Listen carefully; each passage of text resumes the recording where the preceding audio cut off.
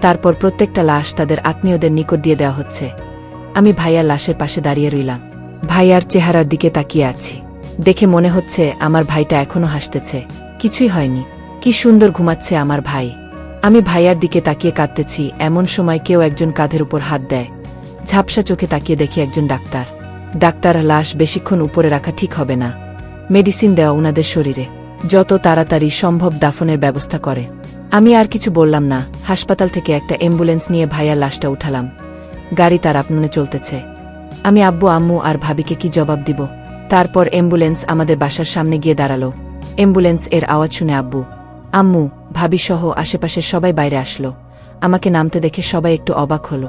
আমি অ্যাম্বুলেন্স এর পেছনের দরজাটা খুলে ভাইয়ার লাশটা বের করলাম। আম্মু আব্বু ভাবি সবাই এগিয়ে আসলো। আব্বুর কিরে, অ্যাম্বুলেন্স কেন? আর এটা কার লাশ?